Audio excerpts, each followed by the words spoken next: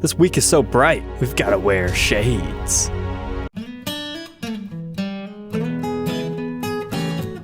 Welcome back, Troglodytes, to your daily dose of guitar information, the Trogly's Guitar Show. It's time for that weekly mod collection demo shop update. The theme this week is ridiculous sparkles everywhere, so let's get into it. Starting with perhaps one of the most blingy 57 reissues we've seen. They called this thing Baroque Goldtop. I don't know what that means, but man, is this thing sparkly or what? You can just tell this thing would be ridiculous in person because it appears to have that multicolor hollow flake to it on top of the gold flake. But then you've got your cream plastics with the cream binding. It's definitely not what you normally see from Gibson, because a normal Goldtop looks like this. But then flipping over to the back, I was kind of shocked. They left the natural hues alone, so it's just ultra Goldtop, rather than being ultra over-the-top complete sparkle guitar. And to be fair, not a bad price on that one, $5,400. I'm not surprised it sold. However, I'm a little bit scared for these guys, because it says it's a 57 reissue right here, but down here it says it's an SG tribute. Uh-oh. I'm sure they'll get the guitar in the photos. But if gold's not your thing, how about Clover Blast? We're getting our St. Patty's Day episode a little bit early this year, so it's a nice dark metallic green with some silver sparkles. The mixture of chrome and black works well. And then, our back is like a very, very dark red color it looks, and then the body has the same color as on the front. That was an interesting tribute that sold for $19. We've got the return of a Regal Eggplant. This time on a 50 Standard, it's just a really nice dark purple finish with the cream plastics and full-on matching back. That's nice. Although I'm shocked to see it's still available at the time of recording. The 70s Flying V might look unassuming at first, but it's called Midnight Sparkle Blast. And oh wow, look at the headstock. That is quite the rainbow sparkly finish going on here. You certainly can't tell that from far away, so that must mean the rest of the body also has that same phenomenon going on. This photo kind of shows you what you can expect as far as all the different colors. But if sparkly guitars aren't your style, how about Satin Purple Racer? It's an ES335, but instead of being Tom DeLonge style with only one bridge pickup and having a neck tenon cover and the stripes going down the center, we've got it offset a little bit, and I'm not sure if I like that or not. I'm leaning more so towards the favorable side, though. Interesting use of black hardware, though. But the big question, did they continue the design on the back? Yes, they did. I wonder if that's the reason why they offset it. That way I don't have to make the critique, oh, if only it would have went up the neck.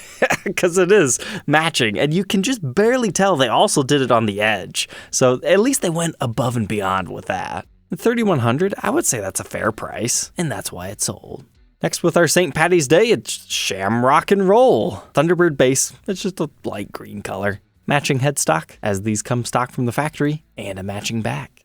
But how about an all-red Firebird custom called Syrah Satin? I mean, it's red, and it's a Firebird custom. What else do you want me to say? I feel like this one needs a little bit more pizzazz. But okay, black back. That would actually be pretty striking in person. And it looks like it might be one of Gibson's higher quality satin styles. But these Firebird customs always seem to be a slow seller for Gibson. But I really liked this one. Dirty Green ES345. $3,500. That emerald jade finish looks great. They turned everything into gold hardware. They gave it one of the fancy vibrola units, capped off the original studs, and it has such a ridiculously dark rosewood fretboard. And it's got a matching back, but interestingly enough, they left the neck alone in a mahogany color. I dig it. It gives you forest vibes. Had I not just reviewed a 345, I definitely would have wanted to do that one. Oh, and cool, they switched it out for the Memphis historic spec pickups. So maybe at the end of the day, it's better I reviewed a stock one. Here was a Satin Pelham Blue regular Flying V. It's actually an older one from 2013.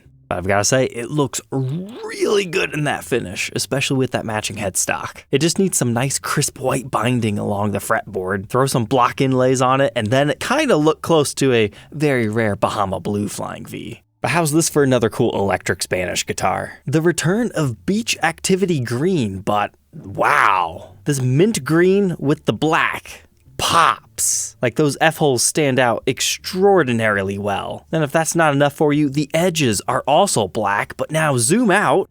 The body's got the mint green, and then you've got a mint green stinger with the black neck. Wow. All I've got to say is if you like mint chocolate chip ice cream, you'd probably like this guitar. But that one's originally from 2018. Okay, so that means it's a Gibson Memphis product. They must be slowly working their way through their old stock now. And now this darn one, Candy Green Lefty Les Paul Custom. It cost me the sale of my lefty Silverburst I had in my shop. If you were the show, was going to buy it, but then this thing showed up and he's like, I'm just going to go for this. And I totally get it. Like, if you're going to buy a guitar and you're not sure you're going to keep it for a long time, it's better to go for the custom color, even if it's going to cost you a little bit more, because if you ever do have to sell this, sometimes these weird, unique colors can be worth more. But at the same time, a really popular Silverburst color will always have a demand. But even I thought that one was a fantastic one for the lefties, and technically even still at a discount. And then here's another interesting one. We've got a Les Paul Axcess Custom in shiny gray satin. I look at this and I go, is that a Rhino? Which, if you're not familiar, you can check out this episode. It's the first guitar that Gibson used this new Apex head carve in 2017. And they called it the Rhino for obvious reasons, and I just love those things. But I also love animal-influenced Les Pauls. So I go to the back of the headstock on this one just to make sure it's not actually a Rhino, but it's not. The original Rhinos, they had a satin and a gloss version. I will say the satin finish on this one doesn't quite look as good as the production version. I kind of miss having the custom shop decal back here. But they were stop bar tailpieces, which I ultimately preferred. But this one has a Floyd Rose and it's got the true ebony fretboard instead of Richlight. If you're a Rhino collector, this kind of fits the collection in a roundabout way if you wanted a true Axcess custom. But wow, I'm shocked that one's still there at the time of recording. But if you thought we were done with metallic finishes, we're not. Here's a Rockin Sapphire Metallic. It cost you a cool $3,000, but it's just a nice blue Les Paul, 60s, until you flip it over to the back and it's black. And then if you like that Beach Activity 330, here's a classic in Aqua Pelham, except for they went really crazy here. All right. So you got this interesting bluish green hue. I really like the binding in combination with that. Kind of reminds me of one of the Catalina Les Pauls. And the plastics definitely pop. But then we have a matching headstock with a new Gibson logo, which is really strange because this is a Les Paul classic. It originally would have had a Gibson Mother of Pearl logo on it, so why did they put a pre-war decal? That seems to cheapen the vibe a bit. I would have loved to have seen them actually inlay a new Mother of Pearl one like they did on that Guitar of the Week guitar. But no stinger this time on the back, but they did do a complete refin. Then how do you feel about metallic Zinnia? It's a lefty. It just kind of reminds me of like a metallic rose finish. I like it. They did the front, back, and sides.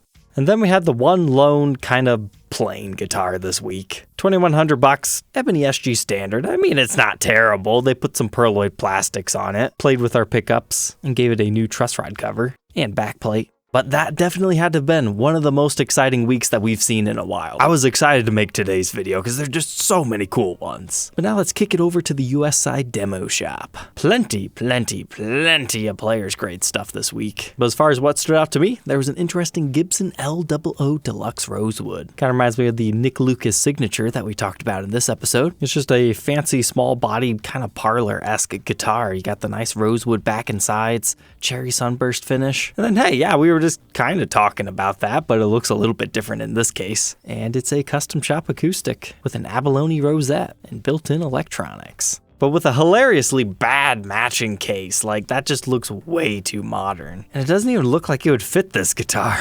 I wonder if that's just a stock photo. No, wow, they made that in 2022. I didn't know they were currently making stuff like that. Thought for sure that was older. Following that up, we had a 61 style SG. Not much has really changed here except for the gold hardware, which you don't see too often. But this was pretty sweet. A Pelham Blue Les Paul Custom at a discount? I'm kind of surprised somebody didn't pick this up just for the quick flip, because Pelham Blue is a very popular finish. But it almost looks like the hue on the neck is slightly lighter than the rest of the body. Wow, that thing's been sitting a while, from 2021. And ooh, it's marked demo instead of mod, so they did not refinish this. This must have been like a dealer custom run or a made to measure that went wrong. I mean, it's got some nicks and dings, it's got some weird discolorations, but it's got the nice aged hardware. That's a pretty solid buy in my opinion, but still available at the time of recording. How long is it going to be available? Well, it's 71 watchers, probably not that long. And then this 60 Standard kind of caught my attention. I'm not normally a big fan of the tri-burst, but this one works. However, I think that additional black border has actually been added to this one rather than it actually being the Guitar Center exclusive tri-burst finish. I thought this 50 Standard had a very Slash-like vibe to it. Excellent price. And then our next one is from the year 2018. This was $2,000. Look at that top. Mark my words, the whole 2016 through 2019 era is going to become special in the future because they really did have characteristically unique tops to them. And they're like this. And then there's other exotic wood models out there. But once you've seen them, you can always recognize these things, even if they did have unproportionately large headstocks for what a standard normally looks like. Another limited edition finish of the time was Blood Orange Burst. I like Dark Wine Burst, which we talked about very recently, but Blood Orange never really did it for me. This 50s P90, nothing too crazily special. I just liked how dark that mahogany body was. It's very saturated. And then there was this thing, a Tribute Satin from 2022. Is that a bracketless pickguard? I know they did that very shortly around 2015, but that doesn't look like the typical rings you would see with that. Okay, maybe that's something different. But what really shocked me is, hey, we've got the return of the Gibson Original Modified decal. We haven't seen that in a long time, ever since the introduction of the DSXXXX serial numbers. Then as far as the European demo shop goes, as far as I can tell, there was only one guitar this week. Maybe they'll update more later, but it was this one lone Custom Shop 336 in figured cherry. It's pretty nice. So I decided to go through all their stuff because they've got a lot of items here. I mean, 3 entirely stock full pages. It's almost time for them to do a 20% off sale. So I decided to look through their top things to maybe help them out, point some cool things out, and lo and behold, look what came back, the Custom Light prototype. I want this thing, but I only want to pay like $6,000 for it. But this thing had disappeared for months. I thought somebody actually finally broke down and bought it, but they didn't. I mean, this is an original 1986 Gibson prototype. I mean, it's not perfect. I don't really know why it's still where it is. And anymore, it just kind of has a fun story behind it. I would like to own this guitar. And I've had people in the past try to help me, but the problem is if somebody in the Netherlands or in a place where the demo shop ships to will do it, I'll have to pay the value-added tax and ship it over here, and that's not worth it. Like, if we take VAT out of here, it's really not that far away from what I do want to pay. So I just wish these guys would just sell it to me directly. But they still had one of these modern double cuts. They're an acquired taste. They're not my favorite guitars, but they're part of Gibson history. Check out any of these videos if you're interested in learning more. They still had this weird studio double cut trans red prototype. Apparently this thing has also been listed for a year. However, it wouldn't surprise me if they just took it down and then put it back up like they did that other one. Here was another prototype of a thin satin 335. It's got an interesting colored hue to it. It's like a regular burst shape, but it's got a little bit of an extra bump. Don't like it on the back at all, but it's endearing on the front in a goofy sort of way. And then this absolutely gorgeous 356. Do I need to say anything more about that? I mean, it would have been nicer if it had a matching back, but that's a cool one. The nice and subtle Oxford Gray Les Paul Standard. And lastly, that cool SG Custom. All right, Troglodytes, I hope you enjoyed tonight's episode. Don't forget to like, comment, and subscribe, and we will catch you tomorrow on the next one. Take care.